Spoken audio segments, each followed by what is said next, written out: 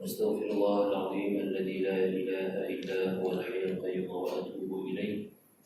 أعوذ بالله من الشيطان الرجيم. بسم الله الرحمن الرحيم. السلام عليكم ورحمة الله وبركاته. وعليكم السلام ورحمة الله وبركاته. الفاتحة. أعوذ بالله من الشيطان الرجيم. بسم الله الرحمن الرحيم. الحمد لله رب العالمين الرحمن الرحيم مالك يوم الدين. إياك نعبد وإياك نستعين. اهدنا الصراط المستقيم صراط الذين أنعمت عليهم غير المغضوب عليهم ولا الضالين. آمين. إن الحمد لله نحمده ونستعينه ونستغفره ونعوذ بالله من شرور أنفسنا ومن سيئات أعمالنا. من يهده الله فلا مضل له ومن يضلل فلا هادي له. أشهد أن لا إله إلا الله وأشهد أن محمدا عبده ورسوله.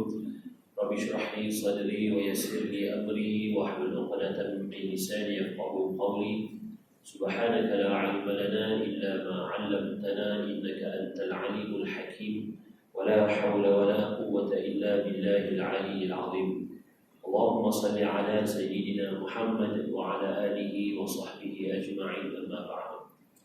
Yang hormati Tuan Guru Surau, Tuan Kuasa, para imam, Bilal, Siap dan juga ahli qaryah Surah An-Nur, Tuan Alam, saudara muslimin muslimat Allah Subhanahu wa taala, bersyukur ke atas nikmatnya dan juga segala pujian ke atasnya yang telah memberikan kita segala bentuk kenikmatan dan juga keselesaan untuk kita terus beribadah kepada Allah Subhanahu wa taala dan mendekatkan diri kita kepadanya dalam apa jua keadaan, sama ada senang ataupun susah, sempit ataupun lapang, ya, sama ada sibuk ataupun ada masa dan sebagainya. Kita tidak boleh lari daripada melaksanakan tuntutan kewajipan kita kepada Allah Subhanahu wa taala.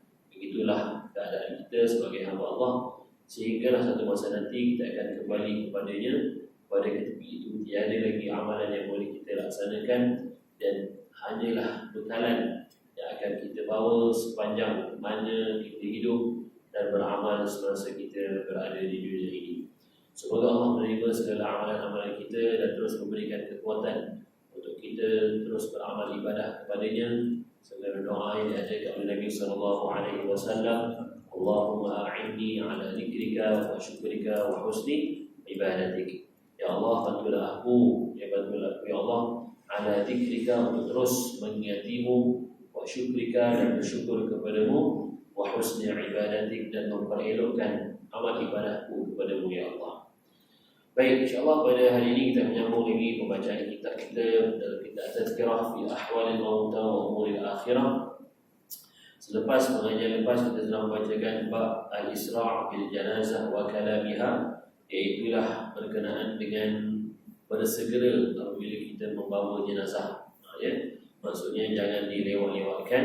Dan Nabi bersabda, "Dunal khabar iyakun khaira ta'ajjal ilaihi wa in yakun ghaira dhalik fabu'nan li ahli an-nar." Atau kama qala sallallahu alaihi wasallam. Begitu juga Nabi bersabda, "Idza wada'atil janazah wa ihtamalaha rijal 'ala a'naqihim fa in kanat salihah qalat qaddimuni qaddimuni wa in kanat ghaira salihah qalat ya waylaha aina tadhhabuna biha yasma' sawtaha kull shay'in ila al-insana walau sami'ahu la sa'iq." Atau kama qala sallallahu alaihi wasallam. Itulah ketika mana kita mengangkat jenazah tersebut, sebenarnya jenazah yang baik ini akan berkata, qaddimuni qaddimuni, cepatlah bawa aku, ya. Jadi sekiranya kita yang kita bawa itu jenazah yang memang saleh, memang yang baik, kita lambat-lambatkan pula, maka seolah-olah kita tidak memenuhi hajatnya. Walaupun dia dah meninggal dunia, tapi sebenarnya kita kena bersegera, ya, qaddimuni, membawanya ke dalam proses pengkebumian untuk jenazah tersebut. Dan sekiranya jenazah itu jenazah yang tidak elok, maksudnya ghaira salihah, dia akan berkata, wailaha, celakalah kepada engkau nak bawa aku ini, ya. Dan dikatakan ini sebenarnya didengari oleh semua makhluk, dia kecualilah manusia.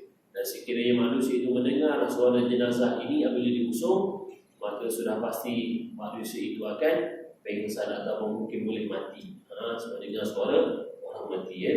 Jadi apa-apa pun pengajaran yang akan dapat, bersegeralah dalam kita menguruskan jenazah dari awal saat kematiannya sehinggalah kepada saat pengkebumiannya. Jangan sengaja melengah-lengahkan, jangan sengaja melewat-lewatkan tanpa sebab ataupun tanpa alasan syar'i. Kalau semata-mata kesian, semata-mata emosi, sebab anak tak dapat balik, sebab itu ini elok dielakkan. Kita berpandukan kepada nasihat yang diberikan oleh Nabi sallallahu alaihi wasallam. Baik, kita meneruskan dalam satu bab, iaitu bab basatut thawbi 'ala al-qabri 'inda ad-dafni, iaitu bab yang terkait tentang melebarkan ataupun mengembangkan kain ketika ke atas kubur ketika mana proses pengkebumian. Baik. Wa dzakara Abdul Razzaq 'an Ibnu Jurayj 'an Sya'bi 'an rajulin anna Sa'ad bin Malik qala amara an-nabiy sallallahu alaihi wasallam bi thawbin fasatara 'ala al-qabri hina dufina Sa'ad bin Mu'adh qala wa qala Sa'ad inna an-nabiy sallallahu alaihi wasallam nazala fi qabri Sa'ad bin Mu'adh وستر على القبر بثوب فكنت في من أمسك الثوب أو كما قال صلى الله عليه وسلم. Baik, dalam musannaf Abdul Razzaq dinyatakan oleh Ibnu Jurayj an Sya'bi an rajulin anna Sa'ad bin Malik berkata, qala amara Nabi sallallahu alaihi wasallam, Nabi sallallahu alaihi wasallam telah memerintahkan bisawmin fasatara 'ala al-qabri, untuk menyediakan satu kain yang lebar, fasatara 'ala al-qabri, dan disitarkan, ditutupkan di atas kubur, hina dufina Sa'ad bin Mu'adh, ketika mana dalam proses pengkebumian Sa'ad bin Mu'adh, ya. Sa'ad bin Mu'adh adalah salah seorang sahabat Nabi sallallahu alaihi wasallam yang syahid dalam peperangan Bani Quraidah. Ya, selepas berlakunya peperangan Khandaq, Sa'ad bin Mu'adz ni cedera teruk, dan kemudian berlaku satu lagi peperangan Bani Quraidah. Walaupun Sa'ad bin Mu'adz tidaklah menyertai peperangan tersebut kerana peperangan Bani Quraidah ini lebih berbentuk kepada kepungan kepada Bani Quraidah yang mengkhianati piagam Madinah. Ya, Bani Quraidah adalah salah satu kaum yang merupakan penduduk asal Madinah dan telah berbai'ah dengan Nabi SAW dalam memeterai piagam Madinah agar penduduk Madinah, tidak kira Islam, tidak kira apa bangsa sekalipun termasuk Yahudi, untuk mempertahankan bumi Madinah daripada dicerobohi ataupun jangan berlaku khianat kepada orang-orang luar. Ya. Tetapi kaum Bani Quraidah ini telah khianat kepada piagam ini dan bersekongkol dengan golongan kafir Quraisy Mekah, di mana mereka itu menyerang bumi Madinah dan mereka pun menghadapi kekalahan dalam peperangan Khandaq ini. Jadi Allah memerintahkan kepada Nabi SAW untuk terus memerangi Bani Quraidah ini dan telah mengepung mereka lebih kurang dalam tempoh hampir sebulan lebih. Ya, tak adalah peperangan tapi dinamakan sebagai peperangan Bani Quraidah. Bila sampai satu tempoh, maka Sa'ad bin Mu'adz ini adalah pemimpin mereka sebelum datangnya Nabi SAW di kalangan kaum Aus. Ya, kaum Aus ni, Bani Quraidah ini. Maka bila dah nak diselesaikan apa yang nak dibuat kepada Bani Quraidah ini, sama ada nak beri pengampunan ke, nak hukum pancung ke, nak buat apa dan sebagainya, diserahkan kepada Sa'ad bin Mu'adz radhiyallahu anhu. Ya. Maka Sa'ad bin Mu'adz yang pada ketika itu sudah cedera teruk, maka dalam keadaan seperti itu dia pun memutuskan agar orang lelaki, maksudnya di kalangan yang mengkhianati perjanjian piagam Madinah ini, dihukum pancung. Ya. Dan wanita dan juga anak-anak dari kalangan mereka ditawanlah, maksudnya tidak dibunuhlah, hanya orang lelaki saja terlibat dalam peperangan tersebut. Maka Nabi pun membenarkan apa yang diputuskan oleh Sa'ad bin Mu'adz kerana ia memang bertepatan dengan perintah Allah Subhanahu wa taala dan Rasulnya. Okey, selesailah semua itu.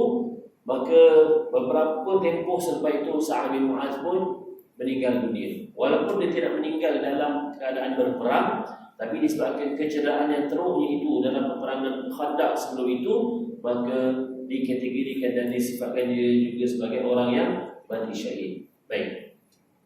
Jadi antara kelebihan Sa'ad bin Mu'adz radhiyallahu anhu ini, apabila meninggal dunia sahaja, bila dia telah wafat, bergegar tiap arasy Allah Subhanahu wa taala. Sangat hebat, dia sahabat Nabi. Bukannya Nabi Rasulullah kedudukan itu sangat mulia. Dan sahabat-sahabat lain pun tidak diceritakan, tidak digambarkan tentang bergegarnya arasy. Tapi Sa'ad bin Mu'adz sahaja bila dia meninggal dunia wafat, bergegarnya arasy Allah Subhanahu wa taala.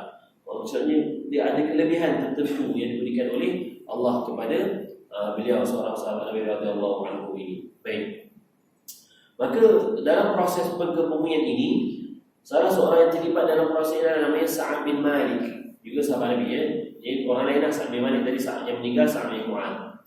Berkata Sa'ad, "Inna Nabi sallallahu alaihi wasallam nazala fi qabri Sa'ad bin Mu'adz." Ketika mana proses pengkebumian Sa'ad bin Mu'adz ini, Sa'ad bin Malik menceritakan Nabi turut masuk sekali dalam kubur. Kalau kita biasa proses pengkebumian, kan ada orang yang masuk dalam kubur tu kan, bukan nak kena kebumi sekali, tidak. Maksudnya nak menyambut jenazah dari atas tu. Tapi Nabi antara yang join sekali dalam menyambut jenazah Sa'ad bin Mu'adz. Maksudnya kedudukannya sangat mulia di sisi Nabi dan di sisi Allah Subhanahu wa taala. Bila Nabi sendiri yang turun untuk menyambut jenazah Sa'ad bin Mu'adz radhiyallahu anhu. Dan keadaan dia pada ketika itu ditunjukkan, diceritakan oleh Sa'ad bin Malik bahawa wasatara 'ala al-qabri bi thawbin. Ya. Dan semasa nak dimasukkan ke dalam kubur itu, ke dalam yang lahat itu, ada kain yang menutup di atas bahagian atas, maknanya orang tak nampak lah, orang di atas tak nampak apa yang berlaku dalam kubur itu. Maka Sa'ad bin Malik cakap apa yang dia cakap sini fakuntu fiman amsaka thawb, dia mengesahkan lagi, akulah antara orang yang memegang kain itu. Dia nak mengesahkan cerita itu betul, dan juga memang inilah keadaannya, aku antara orang yang pegang kain itu.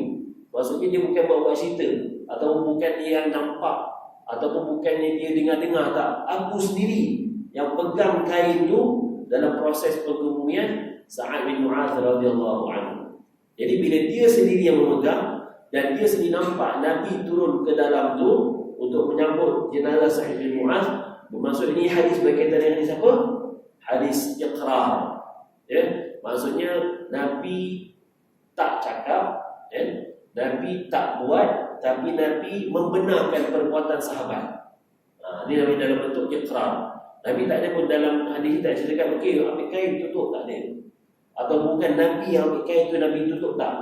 Tapi Nabi ada bawah tu, macam di lalah tu nak nyambut Sa'ad bin Mu'adz, dan sahabat-sahabat antara Sa'ad bin Malik tadi pegang kain tutup bahagian atas supaya orang tak nampak apa yang berlaku di bawah yang lahan. Maksudnya apa? Di sini iqrar Nabi SAW. Nabi membenarkan perbuatan sahabat. Kalau benda tu salah, Nabi cakap, tak payah buat kain ni, tepikan, biarkan. Tak, tapi Nabi tak. Sa'ad bin Malik dan sahabat yang pegang, Nabi urutkan Sa'ad bin Mu'adz, dan benda tu berlaku macam tu. Maksudnya iqrar Nabi SAW. Hadis diriwayatkan oleh Imam Abdul Razzaq. Baik. Faslun, uraiannya. Ikhtalafa ulama fi hadzal bab. Maka berbeza pendapat ataupun berselisih pendapat ulama dalam bab ini. Dalam bab apa tuan-tuan? Basaqas thawb 'ala al-qabri 'inda dafni. Iaitulah meleparkan ataupun memayungkan kain. Kita cakap apa ya? Meleparkanlah Maksudnya sedangkan situasi macam mana tuan-tuan tadi? Kita tengah ke bumi tapi ada orang tutup kain atas tu. Tu nampak okey. Fakana Abdullah bin Yazid wa Shuraih wa Ahmad bin Hanbal yakrahuna madda thawb 'ala ar-rajul. Imam Abdullah bin Yazid, Shuraih dan Imam Ahmad bin Hanbal, itu di mazhab Hambali, memaksudkan di sini makruh untuk memuddas thawb ataupun meletakkan kain semasa pengkebumian jenazah lelaki. Maksud pendapat Imam Ahmad bin Hanbal adalah makruh. Kalau jenazah tu jenazah lelaki, maksudnya kalau dibuat tu macam tak perlulah, lebih baik tak buat daripada buat. Maksudnya jangan, tak perlulah letak kain, dikebumikan macam biasa je. Okey, itu pendapat Imam Ahmad bin Hanbal. Wa kana Ahmad wa Ishaq yakhtarani ay yaf'al dhalika bi qabri al-mar'ah. Tetapi Imam Ahmad bin Hanbal dan juga Ishaq bin Rahawiyah menyatakan bahawa memilih untuk berdasarkan perkataan Sa'ad bin Malik tadi dan iqrar Nabi SAW, walaupun perbuatan itu dilakukan kepada Sa'ad bin Mu'adz, tapi dalam apa yang ditetapkan oleh Imam Ahmad bin Hanbal berdasarkan kefaqihannya, bahawa perkara tersebut hanya perlu dilakukan kepada jenazah wanita sahaja. Baik, wa kadzalika qala ashabur ra'yi. Begitu juga dengan ashabur ra'yi, wala yadurru 'indahum ay yaf'alu dhalika bi qabri ar-rajul. Beberapa ahli pula ashabur ra'yi lebih kepada pendapat-pendapat daripada pengikut imam yang awal, Imam Hanafi.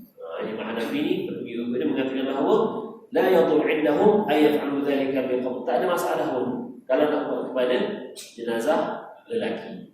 Itu pendapat yang mengikut Imam Hanafi. Baik. Qala Abu Thawr, ini pendapat Imam lain pula. Berkata Imam Abu Thawr, la ba'sa bidzalika fi qabri ar-rajuli wal mar'ah. Dia cakap tak kisah. Nak buat dekat jenazah lelaki pun boleh, nak buat dekat jenazah wanita pun boleh. Tak ada masalah ke atas kedua-duanya. Wa kadzalika, kat sinilah pendapat yang mungkin boleh kita pegang. Wa kadzalika qala al-Imam Syafi'i. Maksud bila kata Imam Syafi'i lebih dekat kepada mazhab kita lah. Wa kadzalika qala al-Imam Syafi'i. Imam Syafi'i berkata apa? Wa satara al-mar'ah 'inda dhalika akada min satara ar-rajul. Dzakarahu Ibnu Munzir. Dinyatakan pendapat Imam Syafi'i dalam kitab Ibnu Munzir. Apa pendapat Imam Syafi'i tuan-tuan? Menutup kain semasa dalam perkebumian jenazah wanita itu akada. Akada maksudnya zalika akidun min satir rajul, maksudnya zalika akid maksudnya lebih utama, lebih kuat, lebih penting. Kalau kita faham tentang sunat, kan sunat tuan-tuan, ada hukum sunat apa? Sunat muakkadah, maksudnya sunat yang sangat dituntut. Contohnya dalam ibadah korban, dalam kita solat qabliyah zuhur, ba'diyah zuhur, itu semua sunat muakkadah, sunat-sunat yang dituntut. Maka dalam pendapat Imam Syafi'i mengatakan bahawa wasatara al-mar'ah 'inda dhalika akidun min satara rajul. Maka menutup ke atas kain ke atas jenazah wanita itu semasa perkebumian lebih dituntut daripada menutup jenazah lelaki. Maksudnya nak tu dia berbalik kepada qaul Abu Thawr tadilah, la ba'sa. Nak buat ke atas jenazah perempuan pun boleh, jenazah lelaki pun boleh, maksudnya tak ada masalah. Tapi akidun lebih utama dalam perkara itu dilaksanakan ke atas jenazah wanita. Baik.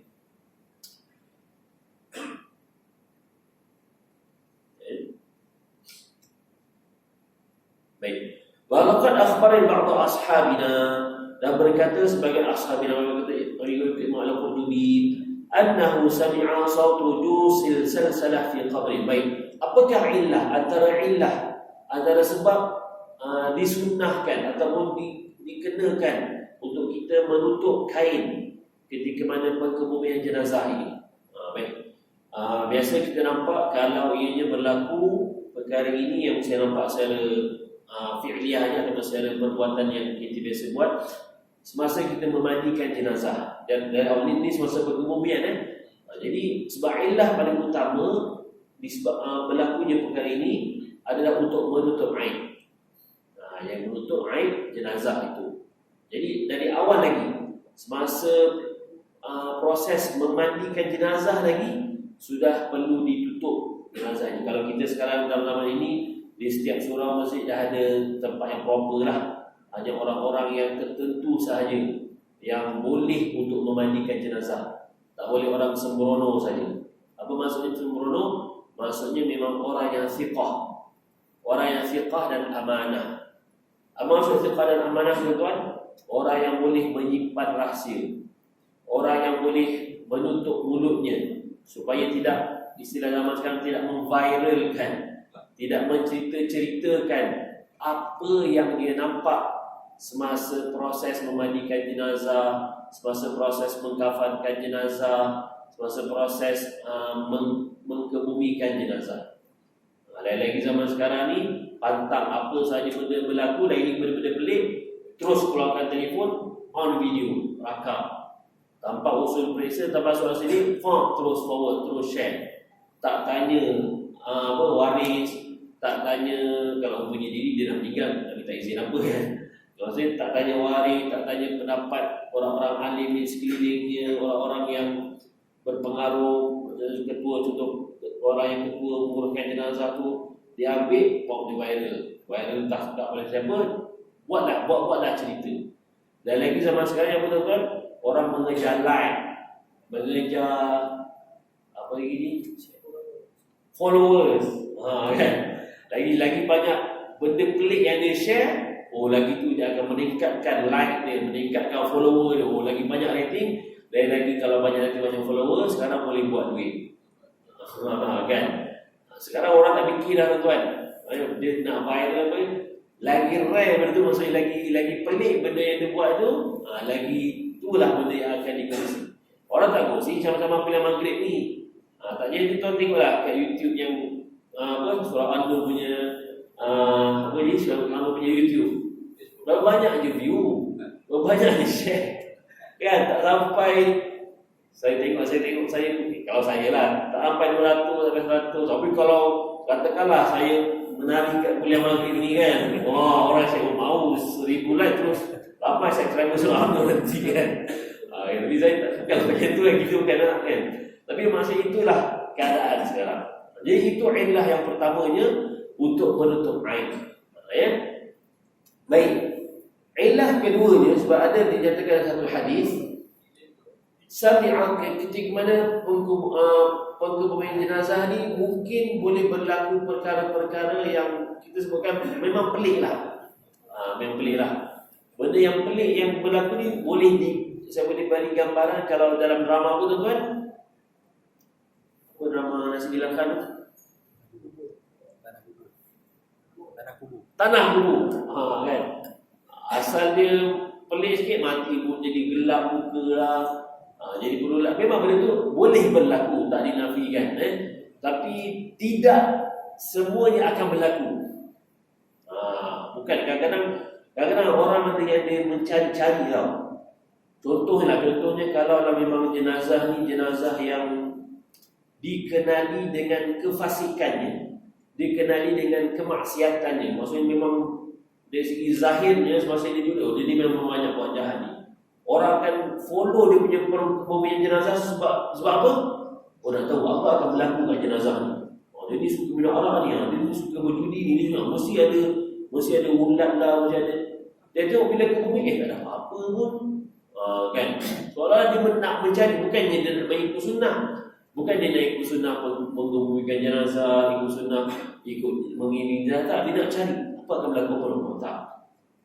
Kan? Jadi bukan itu yang kita nak dalam proses kita mengikut sunnah Nabi SAW. Yang kita ikut jenazah, kita mengumpulkan jenazah sebagainya, panduan kita untuk mendekatkan diri kita kepada kematian, lalu kita mengingati Allah Subhanahu wa taala. Baik. Wa akhbarani sahibuna al-faqih al-alim Syekh al-Tariqah Abu Abdullah Muhammad bin Ahmad al-Qusari rahimahullah annahu tuwfiya ba'dul ulah bi Qastantiniyyah fahafara lahu falamma faragu min al-hufr wa aradu an yadkhulu al-bayt al-qabr idha bahiyah sauda dakhil al-qabr fahabu an yadkhuluhu fiha fahafaru lahu qabran akhar. Maksudnya betul-betul dalam kisah ini diceritakan oleh Abu Abdullah Muhammad bin Ahmad al-Qusari rahimahullah telah meninggal dunia, telah wafat salah seorang pemimpin kota Konstantinopel pada ketika itu. Maksudnya Turki sekarang lah. Apabila selesai dia mengorek kuburnya untuk dikebumikan dan dia nak masukkan jenazah ke dalam kubur tersebut, maka tiba-tiba keluarlah belitan ataupun ular-ular hitam daripada kubur tersebut. Kan? Fahabu, maka tak jadi masukkan ke dalam kubur tersebut. Maka korek kubur liang lain-lain, korek nak masukkan sama juga. Nampak lagi ada ular-ular atau ular-ular yang besar, ular hitam tu yang menyelingkar. Kalau orang Melaka cakap melingkau, kan? Melingkau. Dia itulah macam inilah nak menyambut dia punya jenazah tu. Tak boleh ni. Dia korek lagi, sama juga keadaannya. Maka lah tuan-tuan, falamma aradu ayadkhuluha idza bitalqi al-hiyyah fihi fahafaru lahu qabr akhar fa idza bitalqi falam yazalu, masih lagi berlaku hampir kepada 30 kubur. Maksudnya 30 kali dia gali. Dia buka 30 kali gali. Ada juga 30 kali, maksudnya bukan faktor alam lah maksudnya tuan-tuan. Kalau mungkin satu ni mungkin sebab lecah, ni mungkin sebab sarang ular ke, tapi dah sampai 30 kubur digalinya masih keadaan sama berlaku. Maka ditanyakan oleh orang sekitar tu, apa yang kita nak buat ni? Dah 30 kubur dah kita gali tapi tak selesai-selesai pun, ada je ular kat mana? Maka apa katalah sebahagian daripada mereka, arfinuhu ma'aha, nak buat macam mana? Kita masukkan je lah, kebumikanlah dia bersama-sama dengan ular tersebut. Nas'alullah as-salamah was-sitru fi dunya wal akhirah. Kita mohonlah banyak-banyak keselamatan daripada Allah Subhanahu wa taala agar ditutupkan keaiban kita di dunia dan di akhirat. Baik. Kembali kepada keadaan tadi, bagaimanakah kita nak menutup Jadi saya tengok sekarang ni macam keadaan itu dah jarang berlaku ataupun hampir kepada tidak berlaku lagi dah menutup kain itu. Walaupun dia sebenarnya adalah sebahagian daripada sunnah. Saya ingat kalau zaman-zaman dulu-dulu, zaman-zaman yang kecil dulu, kalau follow orang pergi kubur, masih lagi berlaku benda tu. Ada kain atas liang tu tutup sebelum orang ke bumi. Tapi zaman sekarang macam dah tak ada dah. So benda tu boleh lagi lah kalau kita nak menghidupkan kembali sunnah tersebut. Sebenarnya kalau kita memegang kata Imam Asy-Syafi'i tadi, wasatara al-mar'ah inda dhalika akilun min satara ar-rajul. Apatah lagi kalau jenazah itu jenazah perempuan ataupun jenazah wanita. Jadi seperti kita nyatakan tadi, pertama sekali orang-orang yang menguruskan jenazah ini adalah orang-orang yang memang amanah, yang betul-betul siqah, tetap menjaga aib supaya tidaklah diceritakan keaiban yang berlaku pada jenazah daripada proses pengurusan dari awal tadi, daripada dia meninggal dunia sampailah dia memandikan dan juga dia solat dan dia mengkafankan, kemudian dia solat dan mengkebumikan jenazah tersebut. Jadi itulah antara perkara-perkara yang boleh kita laksanakan. Walaupun sunnah ini tidak dapat kita laksanakan, mungkin atas proses nak cepat dan sebagainya, ataupun tak nak ada yang ganggu urus pihak yang lain yang lebih utama untuk menguruskannya, maka kita pun janganlah masuk campur ataupun jangan berlebihan selagi mana perkara itu tidak menjejaskan pengurusan lebih utama untuk mengkebumikan jenazah itu. Jangan sebab kita nak betul menjadi sunnah, kita nak tutup kain dan sebagainya, tapi mungkin boleh jadi bila kita tutup kain ni menyulitkan lagi tugasan orang yang betul-betul nak menguruskan jenazah tu. Dah jadi gaduh pula. Tutup kain, tak payahlah tutup. Tutup, tak payah dah. Habis jenazah tu dah terbongkar macam tu je. Sibuk hal nak tutup kain, buka kain.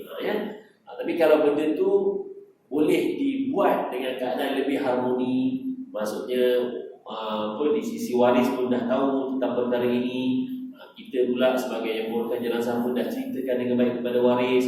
Begitu juga kita berhubung baik dengan orang yang menguruskan tanah perkuburan.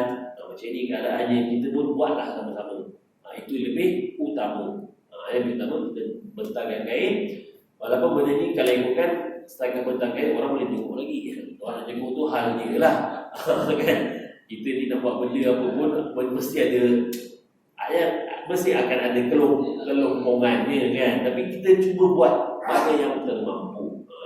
Kita pegang kain dan orang pun taklah. Biasa yang masuk ke dalam liang tu dalam 4 orang 5 orang pun bukan boleh ramai pun kan. Yang lain pun janganlah nak tengok tak payah cubalah paling orang dalam tu, dan kita utamakan waris dan orang yang ahli dalamnya.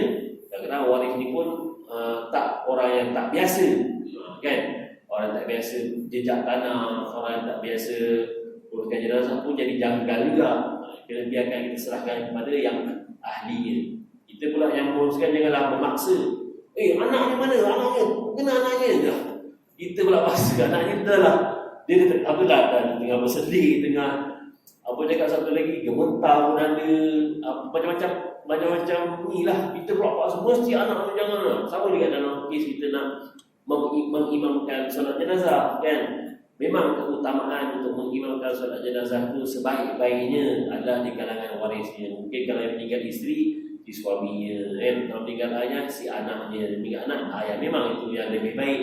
Tapi kita pun tahu ilmu setiap orang ni tak sama, berlatar belakangkan yang berbagai. Walaupun kita tahu dalam kita nak menyempurnakan tuntutan solat jenazah ini hukumnya fardu kifayah, tapi benda ni boleh katakan jarang-jarang berlaku. Sebagai contoh, kita tengoklah pada benda yang 2 kali setahun berlaku apa tuan? Solat Aidil Fitri atau solat Aidil Adha. Kadang-kadang imam pun lupa nak takbir 7 kali, takbir 5 kali tu kan. Padahal dia hari-hari jadi imam kan. Tapi bila solat raya je dia terlupa. Yang belakang pun semua lah subhanallah, subhanallah. Kan imam terus baca Fatihah, imam ada ilmu dia kan. Imam baca lah Fatihah dan dia lupa. Dia baca Fatihah, subhanallah belakang tu. Subhanallah. Waktu imam teruskan kat surah, dah keluarlah batal solat kita. Apa yang jadi huru-hara? Imam standard dia teruskan solat dia. Sebab apa benda tu kan? Benda tu sunat. Kan? Dia mengangkat takbir 7 kali tasbih Allah Akbar sunat kan. So perkara sunat bila imam tu dah terlupa bila dia bangun biasa rakaat kedua lah kita ingat lagi. Allahu Akbar. Bismillahirrahmanirrahim. Bila dah mula Bismillahirrahmanirrahim. Itu adalah ayat pertama dalam surah Al-Fatihah.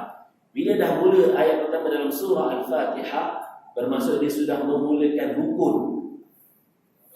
Rukun Al-Fatihah. Maka perkara itu tidak boleh lagi diulangi. Contoh kalau dia baca Bismillahirrahmanirrahim, subhanallah, dia boleh balik Allahu Akbar. Yang tu barulah batal solatnya. Sebab apa? Dia dah memulakan rukun, kemudian dia macam patah balik. Subhanallah, diulang balik Bismillahirrahmanirrahim. Akan berlaku apa? Ulangan rukun tu pula. Sebab apa dia dah tahbir yang 2 kali seterusnya tu, dia akan baca Fatihah sekali Bismillahirrahmanirrahim. Akan berlaku pengulangan rukun kat situ. Masa tu barulah batal. Tak payah reverse. Dalam baru sama juga tahu benda ni mungkin ada Ustaz Salim pernah ajar dalam bab imam dan makmum ni kan. Sama juga kalau dalam tahiyat awal kan. Tahiyat awal kan kenapa imam terlupa atau doa kunut sebagai contoh. Saya doa kunut lah. Tahiyat awal tu jarang. Mungkin sami Allahu liman hamidah, Allahu Akbar. Imam tu sudah menyempurnakan sujudnya dan meletakkan dahinya di atas tikar sejadah. Padahal solat subuh ni, makanya bila baca doa kunut ni tak perlu lagi nak subhanallah. Sekiranya imam kena sujud, subhanallah, aku lupa doa aku kan, dia bangun balik untuk iktidal. Masa tu batal lah solat. Sebab apa tadi? Sebab dia menambahkan rukun. Dia dah iktidal lah kan. Kemudian dia sujud. Dah sujud, dia patah balik iktidal lah. Masa tu baru batal. So makmum bila dah nampak imam tu sujud, kita pun ikutlah sujud. Takkan batal solat tu. Sama juga bila dah habis, sebelum bagi salam ikutkan dari segi apa yang kita belajar, kena sujud sahwi. Imam pun tak boleh terus bagi salam. Sama juga tak payah subhanallah. Kan sebab benda tu pun sunat. Maksud saya sunat dekat sini dalam keadaan ketika itulah. Maksudnya kalau imam tu ingat dan tahu, buatlah. Jadi bila benda tu dah kalau lupa ni dan benda tu pun kita tahu pun dasarnya hukum sunat, maka tidaklah sampai membatalkan solat. Jangan pula dah bagi salam, siapa ingat bagi lagi tadi, Assalamualaikum warahmatullahi wabarakatuh, subhanallah. Dia dulu tahiyat balik. Kan? Tapi tak ada masalah sekiranya nak buat sujud sahwi lepas tu. Sebab sujud sahwi kategori apa tuan-tuan? Dah bukan kategori rukun. Mana kalau dia baru teringat lepas bagi salam nak sujud sahwi, boleh sujud sahwi lepas tu. Sujud, duduk, sujud bagi salam. Sujud sahwi lepas tu dah kira bukan dalam rukun solat. Itu tak apalah. Tapi kalau dia lupa langsung pun tak ada masalah. Semua juga dalam kes tadi kita cakap tadi apa? Imam solat jenazah ni, kalau memang orang tu dia gemetar, tak biasa jadi imam, kita jangan paksa dia. Jangan tolak dia. Betul? Nanti Allahu Akbar, Allah dia rukuk pula. So masa tu nak buat apa kita belakang ni? Alamak, takkan dia. Kan? Lepas tu dalam beberapa bab kita jangan jangan nak terkena orang lah. Ada beberapa bab orang tu perlu berilmu yang untuk menguruskan dalam bab menjadi imam. Kita jadi makmum kita ada ilmu kita jangan asal nampak ni subhanallah jangan juga Yang subhanallah ni yang belakang ni ke yang kena sebut. Jangan semua nak ni. Kan semua bagus sangat ni. Try jadi imam lagi tengok. Kan? Maksudnya ilmu kita lah Itu je tuan-tuan. Jadi apa yang kita boleh buat, kita amalkan sunnah ini. Kalau tak mampu, kita buatlah sekadarnya dan semampunya. Semoga yang penting adalah pengurusan paling utama tadi adalah dalam kita menyempurnakan urusan jenazah itu sehingga proses pengebumiannya, dan dalam kita menjaga aib jenazah itu sendiri dan aib waris-warisnya. Ya, saya maafkan Allah setengah kata dan segala kesemua kepada Allah Subhanahu wa taala. Aqulu qawli hadza wa astaghfirullah al-azim li wa lakum. Assalamualaikum warahmatullahi wabarakatuh. A'udzu billahi minasyaitonir rajim. Bismillahirrahmanirrahim. Allahumma nawwir qulubana bi nuri hidayatik kama nawwartal arda bi nuri syamsika abadan bi rahmatika ya arhamar rahimin. Rabbi zidna 'ilman nafi'an warzuqna fahman wasi'an. Wa sallallahu ala sayyidina Muhammad wa ala alihi wa sahbihi wa sallam. Alhamdulillahi rabbil alamin. Tasbih kafara.